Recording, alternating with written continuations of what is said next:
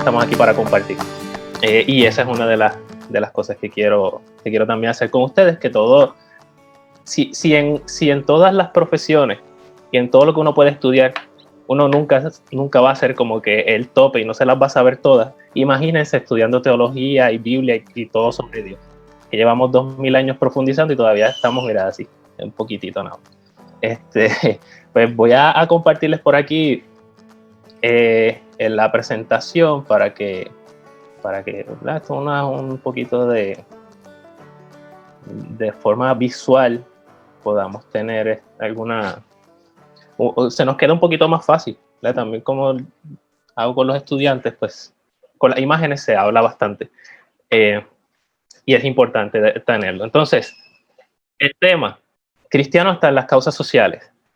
Esto es una cosa que uno puede decir, bien, ¿cuál es el papel que tiene un cristiano frente a las situaciones que pasan, que pueden ser políticas, que tienen que ver con el desarrollo de los pueblos, la asistencia a los más necesitados, la denuncia de la injusticia?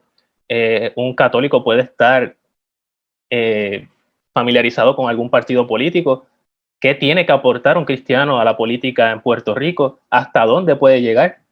Si es que puede hablar de todo o no puede hablar de nada, o tiene que quedarse callado porque hay separación iglesia-estado. Ese tipo de preguntas es lo que vamos a contestar o a tratar de contestar aquí, en el sentido de proveer herramientas para que nosotros podamos ir comprendiendo cuál debe ser el rol del laico en este sentido, ¿verdad? Porque ahora mismo, pues yo sé que muchos están en proceso de discernimiento vocacional, pero necesitamos también en ese mismo proceso saber dónde vamos a servir y cómo vamos a servir. Porque recuerden que toda vocación es social.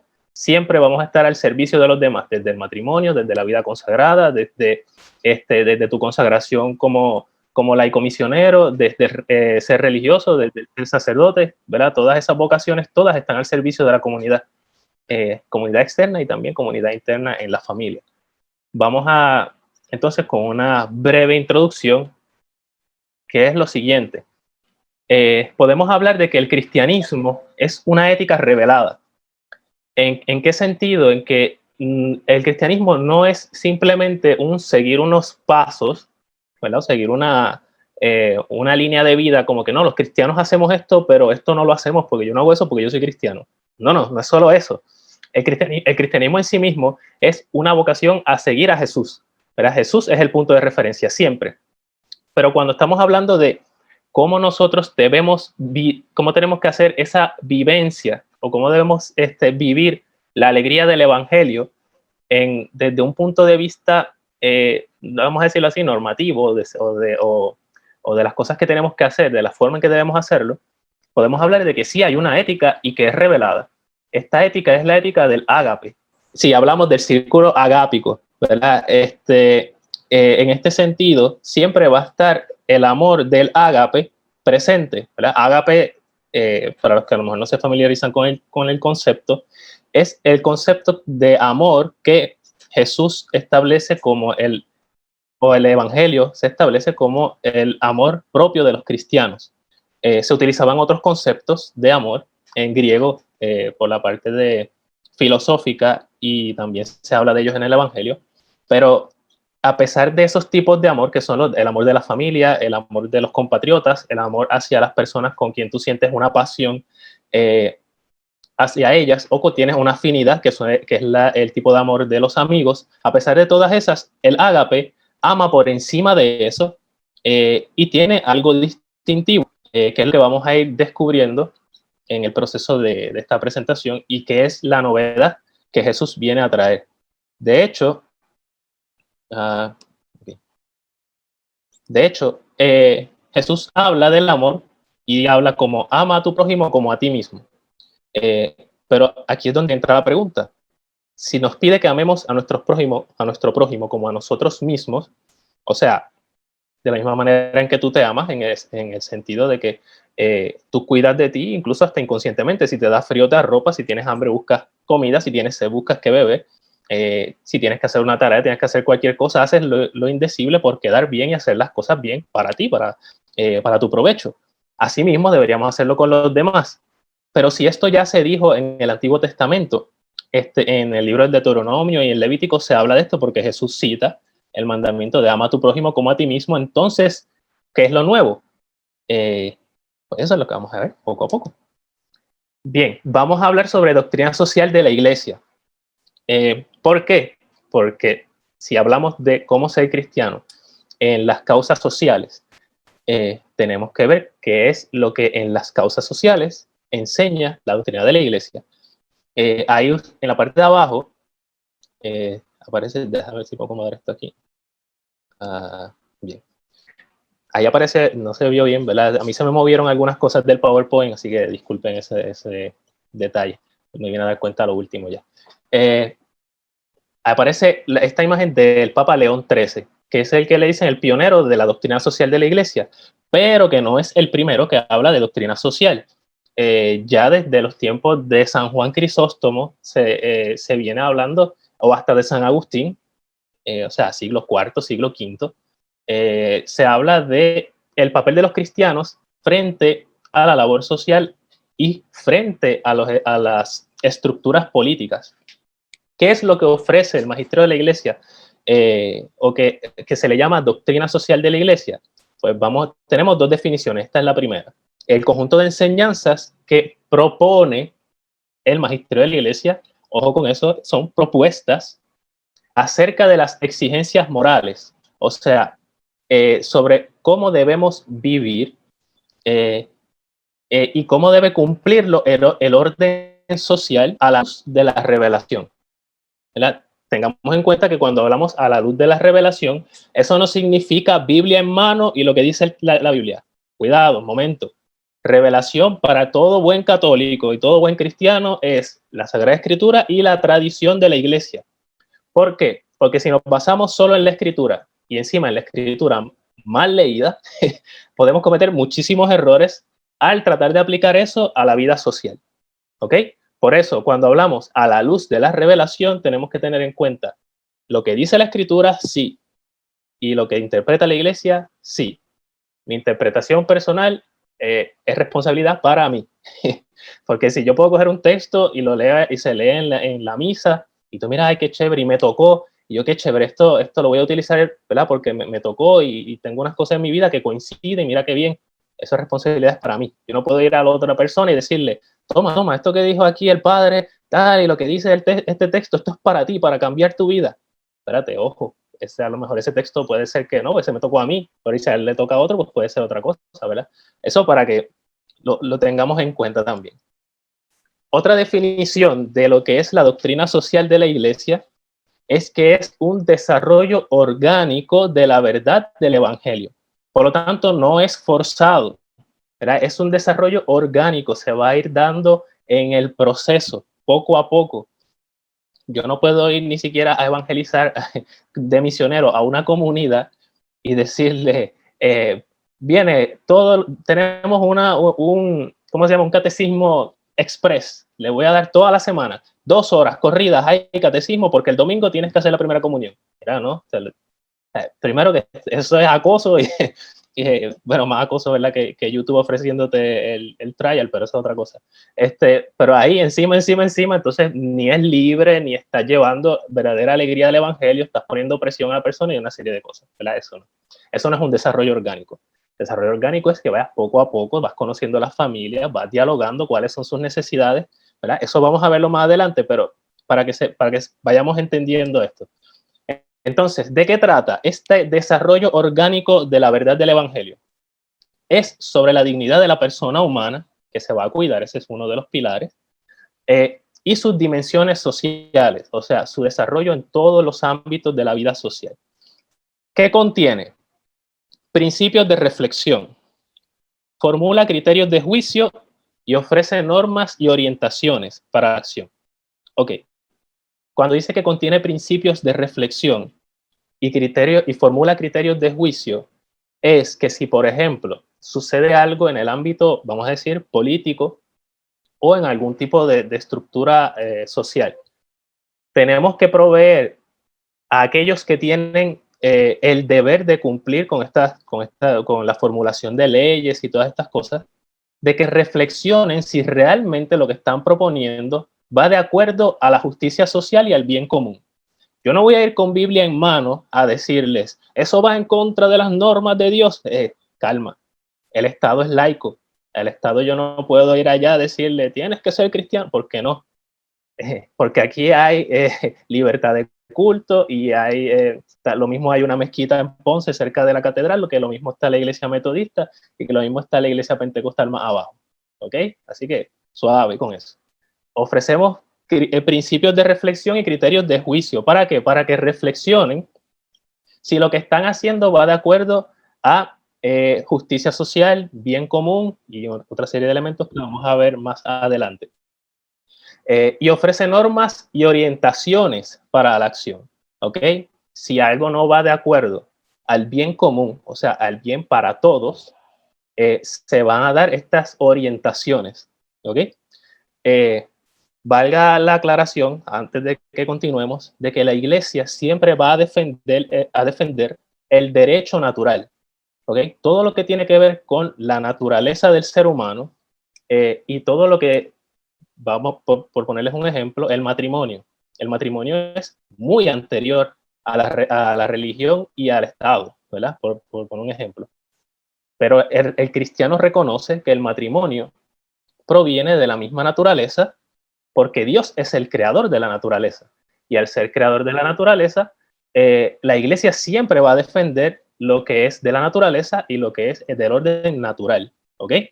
Por eso, cuando exige justicia en las causas sociales, lo va a defender primero desde la razón, porque la razón es parte de la naturaleza y hay que usarla porque Dios nos la dotó, y de este viene el sentido religioso, y somos responsables para usarla. Y para defender el resto de la naturaleza de la cual estamos inmersos, como dice el Papa Francisco en la Laudato Si. ¿Ok?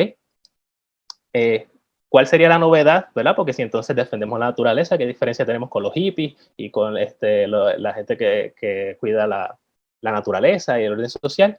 Pues que Jesucristo en el Evangelio le da un sentido mayor a la naturaleza y le da un sentido trascendente de tal forma que mis actos no solamente me afectan a mí, afectan a los demás y afecta el orden natural. Pues voy a seguir poniendo ejemplos, ¿no? Los sacramentos, el bautismo, el agua, ¿para qué se usa? Para limpiarse las manos, para bañarse. Pero ¿qué sentido más allá le da a Jesús? Limpiar el alma del pecado original y de los pecados personales que se bautiza a mayor.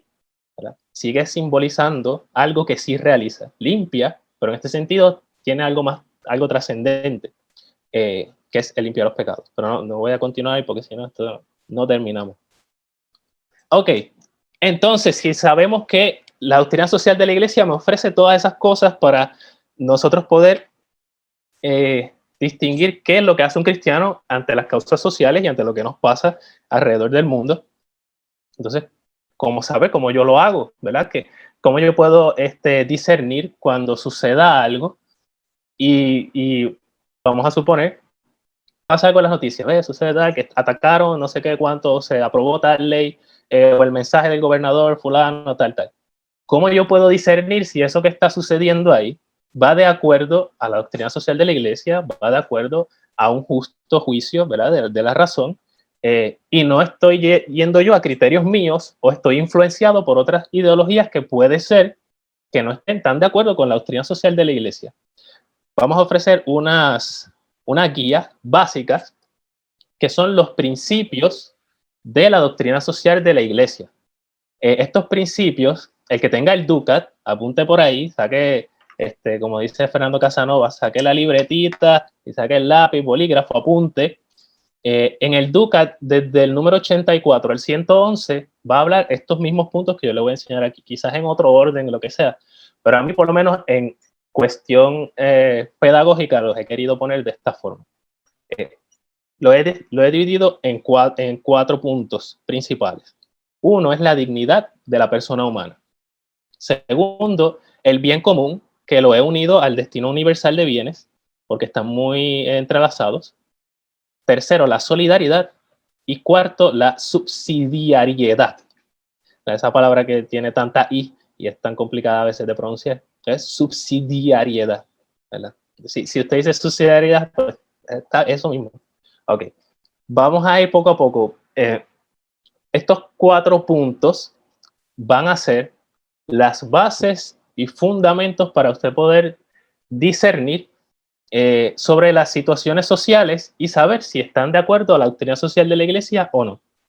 Si en algún caso de los 4 solamente se cumple uno, no estamos siendo justos y no se está cumpliendo lo que propone la doctrina social de la iglesia, que a su vez es lo que propone Jesús en el Evangelio, ¿verdad? Porque a esto no hay que aislarlo, ¿verdad? Esto es, hay que verlo todo de manera orgánica y que esto no es algo que tiró la iglesia allí como que, no, los fieles tienen que hacer esto. No, calma, son 2000 años de historia y esto no fue que un grupito de viejitos allá se hicieron unos documentos, no.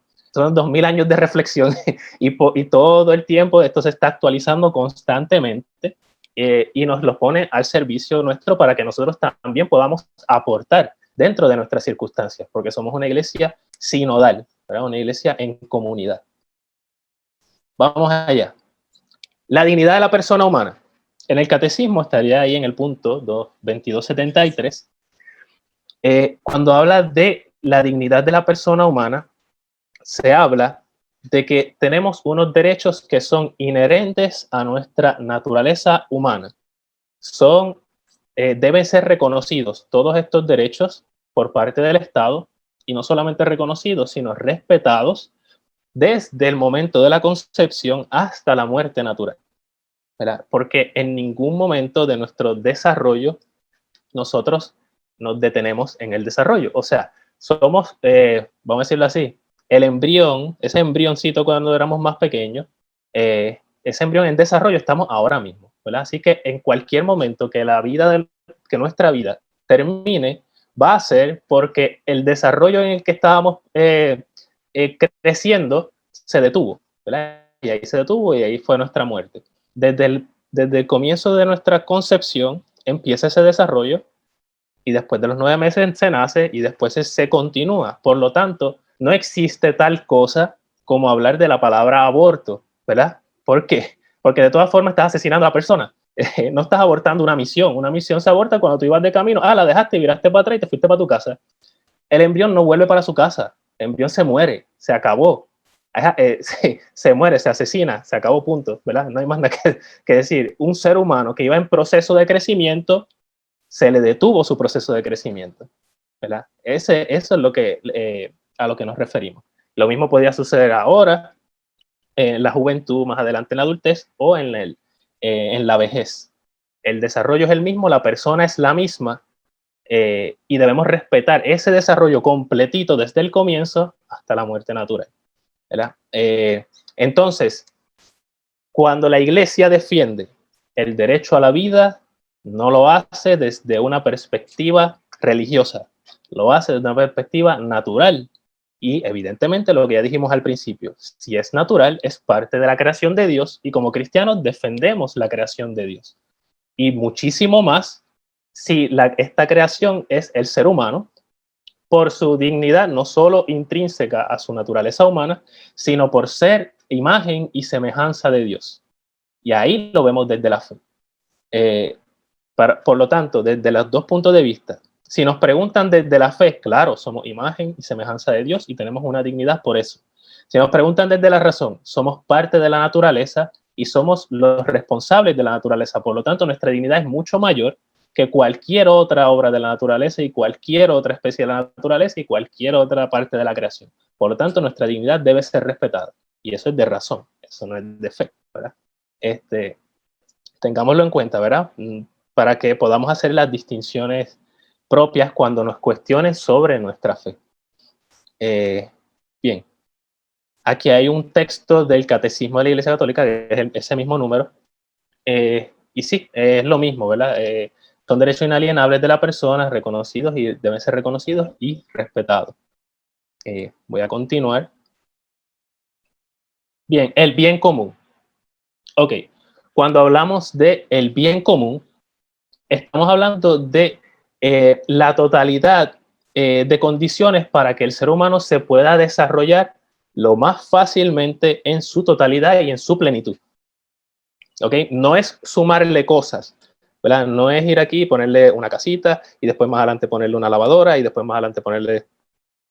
No, no, no. Es que el conjunto de cosas, de situaciones se den de tal forma que todos podamos desarrollarnos de manera plena y fácilmente.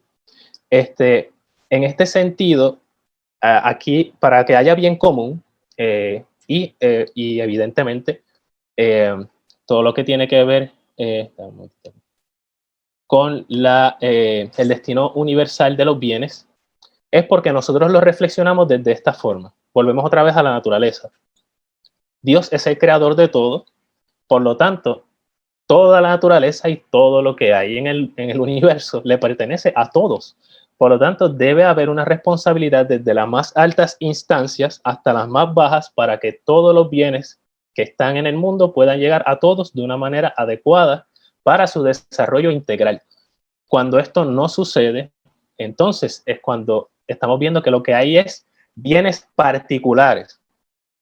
Ahora, puede haber, a ver si yo puse este texto, exacto, puede haber propiedad privada y eso no hay ningún problema, pero eso no significa que existan unos bienes que son comunes. De hecho, el derecho a la propiedad privada surge del bien común, ¿verdad? Si existe la posibilidad de que una persona pueda tener su propio hogar, su casa, un lugar seguro, eso significa que si una persona lo puede tener, podemos luchar para que todos lo tengan. Y en ese sentido, esa es nuestra responsabilidad. Por eso, el derecho a la propiedad privada no excluye el bien común. De hecho, lo que hace es que nos hace más responsables de que los demás también puedan tenerlo y puedan desarrollarse de manera integral, de la misma manera que nosotros hemos podido hacerlo. Lo que no se puede hacer, y es lo que ha sucedido en otros lugares, es lo que dice Juan Pablo II aquí, una hipoteca social. Eh, o lo que también se le llama la privatización de los bienes esenciales. ¿Qué es lo que sucede? Por ejemplo, tomar el agua, ¿verdad? Y decir, ok, el acceso al agua solamente lo van a tener unos cuantos, los más privilegiados, porque no, eso no es un derecho de todo el mundo. Tenemos un planeta que es más agua que tierra. Pero bien. Entonces, claro, no, solamente unos pocos pueden tener acceso a agua limpia y agua potable. Entonces ahí es cuando decimos, no, pero ¿cómo va a ser? Se supone que es algo tan necesario que sin eso no podemos vivir naturalmente. Entonces, esto del bien común tiene que estar destinado no solamente a estas cuestiones materiales, sino también, miren lo que dice Juan Pablo II, libertad religiosa y a la iniciativa económica. Aquí en este caso, por ejemplo, podemos nosotros brindar propuestas económicas a los gobiernos. Y eso es algo que entra en el bien común. Eh, eso, eso significa que entonces yo me tengo que afiliar a un partido político para ofrecer estas cosas. No, no. Ah, pero es que, ¿cómo lo voy a proponer? ¿Como cristiano o no? ¿Verdad? Sí, pero tú eres un ciudadano del país, tienes tu ID, ¿verdad? Esto no tiene nada que ver con cuestiones religiosas. Las iniciativas económicas son para el bien común, para todos, para el cristiano, para el no cristiano, para el ateo, para el musulmán, para el judío, para todos. La iniciativa económica que quiere proponer la iglesia es que estemos todos bien y que se pueda dar un desarrollo integral de todos y fácilmente. Porque el otro día, además de que saqué la cita mal, pero de todas formas, tuve que ir a Sesco. Gracias a Dios no tuve contacto con nadie porque pasé y me tuve que ir. Pero afuera había un montón de gente. Y yo estoy casi seguro que gran parte del sector político no tiene ni que ir a comprar el marbete allí, ni hacer fila para hacer un traspaso, ni tener problemas con un carro para venderlo, etcétera, etcétera. Porque ahí no se cumple el bien común, le llega todo a las manos. Pero el ciudadano de a pie, como cualquiera de nosotros, tiene que ir allí, tomar el sol, arriesgarse a contraer COVID, todas estas cosas, ¿verdad? Y eso no es bien común. Entonces, las iniciativas en cuestión económica y en cuestión de resolver este tipo de situaciones surgen de este principio, el bien común. no de una idea, no, es que ese es católico, no, no coja esa idea. No, no, no. El bien común es para todos. Eso no es una idea solo católica. Bien, tenemos el otro principio que es la solidaridad, que es una virtud moral, pero también es un principio social. Pero prácticamente van por esta misma línea, que es un compromiso y es una responsabilidad firme y habitual para lograr el bien común. O sea, si alguno recuerda, una de las primeras etapas en la diócesis, que era lo de la boda de Caná y todo esto de las tinajas, las famosas tinajas en todas las parroquias, los de la diócesis de Ponce me comprenden, y era estar cercanos y atentos a las necesidades de los demás, ¿verdad? Ese era el lema. Entonces, de aquí es que viene la solidaridad. No es solamente nosotros defender las causas que, pues, bueno, esto me parece chévere para mí, pues está bien, esto me beneficia. Ok, podemos hacerlo porque tenemos unas necesidades particulares, pero yo también puedo ser solidario con las causas de otros. Si a mí me llega mi plato de comida todos los días a casa porque, pues, tengo un buen trabajo y ando muy bien, de alguna forma, ¿verdad? Dentro de lo que se puede, pues, ¿qué sucede si yo me entero que otros no están pasando por la misma situación? Pero puedo hacer algo para que esto mejore. Pues yo tengo que hacerme solidario y luchar por esa causa también, si quiero cumplir con este principio. No solamente defender el derecho a la libertad religiosa de yo como católico, sino defiendo el derecho de el otro, ¿verdad? De las demás denominaciones que está allá y tiene su derecho a manifestar su fe, siempre y cuando eso no implique un encontronazo o una discordia, porque entonces ahí eso no es ni cristiano, ni civil, ni nada, y hasta ilegal puede ser. O sea que la solidaridad siempre va a estar a favor de que estemos todos en una sociedad en paz y que estemos en un trato cordial. Aquí, en este caso, ¿verdad? Esto implica que el deber de actuar tiene que ser, o sea, con presteza, ¿verdad? Como el lema de la próxima Jornada Mundial de la Juventud, que María fue a visitar a Isabel y lo hizo, ¿verdad? Con premura, rápido. O sea, no fue que el ángel le dijo, pues tu prima Isabel, que está de 6 meses, y ya sabía que estaba mayor y toda la cosa, y pues está bien, si todavía faltan 3 meses, me voy a quedar porque pues, déjame planificarlo bien porque bendito José. No, o sea, así y salió, fue allá, ¿verdad? Y la atendió, estuvo esos 3 meses allí. Pues asimismo la solidaridad no puede esperar, muchas veces no puede esperar. La solidaridad también va a responder a nuestra vocación profética. ¿Y qué significa esto que voy a decir al futuro? No, profeta es el que anuncia la alegría del evangelio con sus palabras y sus obras, y el que denuncia las injusticias con palabras y con obras también. Denunciar las injusticias es algo que yo diría que es como un arte, porque además de que tienes que cumplir con la dignidad de la persona humana y el bien común, al practicar la solidaridad, estableces puentes de diálogo para entonces resolver los asuntos que puedan estar hiriendo la solidaridad entre los demás. Y así podemos procurar una vida digna dentro de lo posible. Recuerden que ningún sistema político y ningún sistema económico es perfecto. Tiene sus virtudes, tiene sus defectos, tiene sus cosas que corregir, y apuntar a un lado o hacia el otro sería equivocado desde el punto de vista de la doctrina social de la Iglesia, porque no estamos en esas, ¿no? Ni de ir a la izquierda, ni a la derecha, ni al centro, ni en medio, ni para el lado, ni en diagonal, porque no se trata de eso. Se trata de justicia social, valorando las partes que son justas de cada sistema, y las que no lo son, las denunciamos. Esto tiene a veces un problema, ¿verdad? La cuestión de los sistemas políticos y los sistemas económicos, porque van silenciosamente metiéndose en la ideología de las personas. Entonces, te va haciendo cambiar de perspectiva unas ciertas cosas, ¿verdad? Pues, por ejemplo, el gobierno puede promover la violencia desde otro tipo de perspectiva, con la injusticia. Pero entonces cuando se responde con otro tipo de violencia, que es la que el gobierno entiende que es una violencia vamos a decir, condenable, entonces la violencia que implicó el gobierno no es violencia, pero la otra sí. Es este tipo de dinámica que a veces nos juegan con el pensamiento de juzgar de diferentes formas y crear bandos entre nosotros mismos. Es lo que a veces tenemos que nosotros tratar de evitar, y por eso es que están estos principios de la doctrina social de la Iglesia, para que podamos nosotros entonces discernir bien. Bien, entonces tenemos la subsidiariedad, estoy tratando de cumplir con el tiempo. La subsidiariedad, mire, lo voy a decir rapidito en arroz y habichuela, es que cada uno haga lo que tiene que hacer desde donde lo tiene que hacer. El gobernador, los legisladores, los jefes de las agencias, las instituciones privadas, las instituciones públicas, cada uno que haga lo que tiene que hacer y que lo haga bien, como dice el padre Rubén, que lo haga bien, bien hecho. Porque en mi familia, quienes tomamos las decisiones son mi esposa y yo, ¿verdad? Y ya. Y somos nosotros los que tomamos decisiones en nuestra familia. Desde el Estado, ¿cuáles son los deberes del Estado? Que cumplan con su deber legislativo, judicial, ¿verdad? Y todos estos deberes que ellos tienen que cumplir y que lo hagan bien.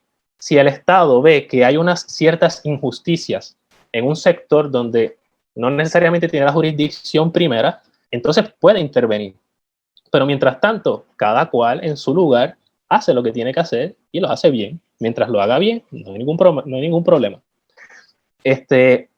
Ahora, el Estado no puede ni ignorar estas situaciones, como ha pasado con Vieques, ¿verdad? Por poner un ejemplo, que lo ha estado ignorando por muchísimo tiempo, y esto es ignorar terriblemente y de una manera tan injusta que es inconcebible. Ni tampoco puede suplantar los derechos de los ciudadanos diciéndoles, esto es lo que tú tienes que hacer en tu casa y de esta manera tú manejas tus finanzas y esto es lo que tú compras y esto es lo que no compras. Eso no, ¿verdad? Eso no lo puede hacer. A menos que haya una necesidad grande, ¿verdad? Por ejemplo, cuando los toques de queda es por una necesidad mucho más allá, ¿verdad? Porque se está quebrantando el derecho de la libre circulación y una serie de cosas. Pero como hay una necesidad más grande, entonces se toman esas decisiones de forma extraordinaria. Por lo tanto, si usted tiene una necesidad extraordinaria por encima de eso, la suya va por encima de la ve por si me sigue, ¿verdad? Esto es para que podamos hacer el discernimiento y sepamos, ¿verdad? Lo que estamos hablando. Para que haya una verdadera subsidiariedad, o por lo menos el resultado de que se cumpla la subsidiariedad, es que haya justicia social. Para que esto se dé, debe haber respeto, debe haber promoción, debe haber valoración y debe haber participación. Si en los procesos en que el pueblo, por ejemplo, vistas públicas sobre un proyecto de ley, para poner algo, y se le da oportunidad al pueblo que se exprese, pues el pueblo debe expresarse y se debe dar el espacio para que se haga. En muchísimos años, para no hablar algo ahora actual, porque ahorita vamos a hablar de algo más actual, pero ha habido etapas en Puerto Rico en que lo que el pueblo quiere denunciar en vistas públicas, que se debe dar y nunca se debe hacer a puerta cerrada, pero se ha hecho, se le cierra la puerta y no se deja que se entre a las vistas públicas. Eso no es subsidiariedad, eso es dictatorial. Y eso es una dictadura terrible en una democracia. Entonces, ahí es cuando nosotros decimos, ok, perfecto, y yo he venido defendiendo eso tanto tiempo, y el político que lo hizo, yo lo defendí, y ahí es donde entra la cuestión de, ok, entonces, ¿cómo debo yo discernir? Pues aquí, ¿verdad? A nadie te va a decir cuál debe ser tu ideología política, porque todas tienen sus pros y todas tienen sus contras. Y eso no tiene nada que ver con ser un buen cristiano o no serlo. Lo que necesitamos nosotros son herramientas de discernimiento para poder tener una base sólida y poder juzgar desde el punto de la doctrina social de la Iglesia. Miren, de hecho, algo interesante que dice el Papa Francisco en este texto de una audiencia general de septiembre del año pasado, es lo siguiente: para que haya una verdadera subsidiariedad, tenemos que dejar que el pobre hable y nos diga cómo vive, qué necesita. Como dice, hay que dejar hablar a todos. Es así que funciona el principio de subsidiariedad. Yo no puedo ir desde acá y hacer una misión y decir, no, a esa gente lo que le hace falta es agua. Vamos a comprar cajas de agua para toda esa comunidad. Sí, y resulta que iba al lado de un lago. Entonces, como que, ¿verdad? Por poner un ejemplo, ¿verdad? Y sí, hipotético, ¿verdad? Pero a lo que quiero llegar, para poder nosotros cumplir lo que nos toca, tenemos que escuchar las necesidades de los demás, porque así podemos entonces nosotros brindar el servicio adecuado. Desde el punto de vista, desde las instancias más altas de gobierno, el principio de subsidiariedad se cumple escuchando las necesidades del pueblo y eh, llevándolas eficazmente en el tiempo indicado, que fue lo que vimos en el principio de solidaridad, que tiene que ser con presteza al momento, ¿verdad? Y vuelvo y pongo el ejemplo de Vieques, no 40 años después que los problemas ya habían empezado. Ok, vamos a un punto, por poner un ejemplo actual. Sí, voy a dedicarle poco tiempo a cada uno, pero pues, ¿qué vamos a hacer? Al menos en las preguntas podemos darle un poquito más de tiempo. Bien, tenemos en cuanto a propuestas de ley, ¿cómo nosotros tenemos que discernir? Pues tenemos que ver los 4 puntos, qué es lo que está sucediendo allí. Todos conocemos la propuesta de ley de proyecto del Senado de 184, terapias de conversión, etcétera, etcétera. Ok, en este caso en particular, el primer paso, que por lo menos ha sido parte del discernimiento que he tratado de hacer, además de leer los documentos, si usted no ha leído, el obispo de Arecibo, Monseñor Daniel, ha escrito 2 cartas en este sentido, hablando sobre este proyecto. Uno ha sido directamente criticando el proyecto y el otro hace prácticamente la misma argumentación, pero se la escribe a otros políticos. Y hace toda una gran argumentación. Monseñor Roberto, junto con nuestro obispo, el padre Rubén, hicieron otra carta hablando desde un punto de vista que me parece también interesante, que aunque no condena completamente el proyecto de ley, hace unas valoraciones y ofrece lo que dijimos al principio, si ustedes recuerdan, ofrece orientaciones y reflexiones para que los legisladores puedan ir cumpliendo con el deber de ¿qué? De respetar la dignidad de la persona humana, de cumplir con el bien común, de cumplir con la solidaridad y que haya subsidiariedad. Bien, ¿cuál es el problema de este proyecto de ley? En la cuestión de las redes sociales, y es que no podemos caer en la trampa del lenguaje. La trampa del lenguaje es lo peor que a nosotros nos puede pasar como cristianos cuando vamos a defender una causa social. ¿Por qué? Porque detrás de muchas, no solo proyectos de ley, sino de ideologías y de conceptos de los cuales se habla en contra de los valores universales. Y dentro de los valores universales está en los valores naturales, y los valores naturales, obviamente, los cristianos, y el cristiano que lo defiende no solamente desde ahí, sino desde el punto de vista de la fe trascendente en Jesucristo, etc. Es lo siguiente, hay una filosofía que es de encuentro, ¿verdad? No tengo tiempo de citar todo el asunto, pero el resultado es el siguiente. Te ponen 2 bandos y tú solamente puedes escoger uno. Y cuando tú escoges uno, te identifican con todo lo que está en ese bando. Porque si no escoges este, pues entonces te identifican con el otro. Y ahí ya perdiste porque no puedes hacer ningún juicio valorativo de ninguno de los dos. Por ejemplo, te dicen o terapias de conversión o no. Entonces tú dices, espera, pero es que yo estoy en contra de terapias de conversión. Pues tú eres del otro grupo. Tú eres de izquierda. O sea, no, espera. Es que tú defines por terapias de conversión. Entonces, si preguntas, se molesta. Entonces ven cómo caemos en la trampa del lenguaje. Si queremos que haya un proyecto de ley que suprima algo que es injusto, perfecto, no hay ningún problema. Pero si eso que dicen que es injusto es un poco vago y está como que entrelazado con otra cosa y te está como que indicando qué es lo que tú tienes que hacer como profesional de la salud mental, por ejemplo, que es en este caso, y cómo tienes que atender a tu cliente de la salud mental y por dónde lo tienes que dirigir y cuáles son los tratamientos que le tienes que dar y cuál no le tienes que dar, aunque sea justo, pero vamos a poner que es injusto porque le llamamos de una forma que parece injusta para que ven cómo el lenguaje lo hace una trampa. Desde el punto de vista de los 4 elementos que dijimos, si vamos a ver, el proyecto de ley lo que propone es suprimir o hacer ilegal lo que ellos llaman terapias de conversión. Y le llama terapia de conversión a todo o cualquier esfuerzo en no reafirmar, ¿verdad? Voy a resumirlo, en no reafirmar una disforia de género en una persona que entiende una identidad de género distinta de su sexo biológico. O sea, ese es el resumen de lo que quiere decir ahí. Cualquier esfuerzo de hacer lo contrario sería una terapia de conversión.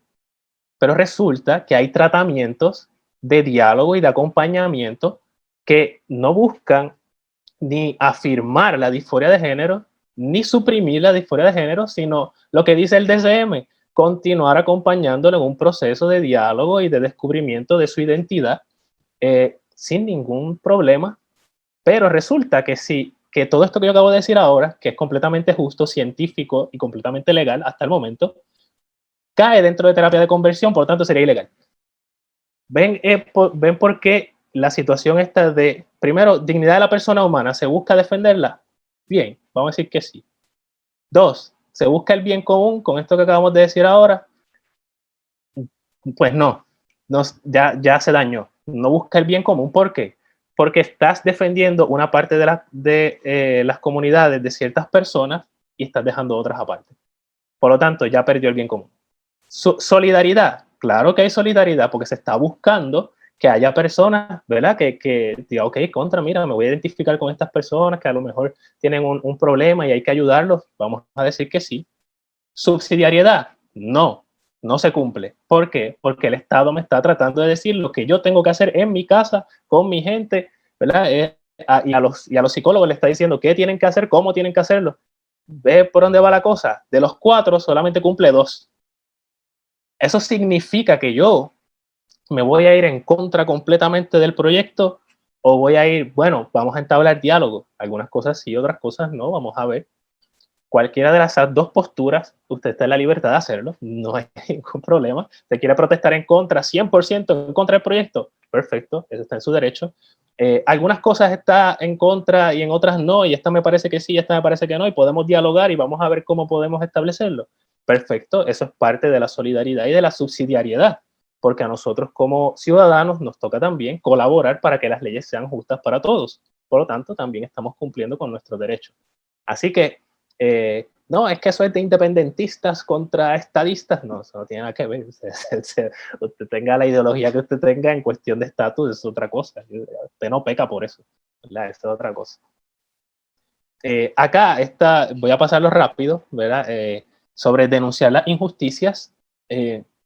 Un caso específico, el que pudimos lograr que renunciara un gobernador que no estaba cumpliendo con su deber ¿verdad? Y se pudo ver que sucedieron muchísimas irregularidades durante su mandato y pues tuvimos que denunciar esta injusticia.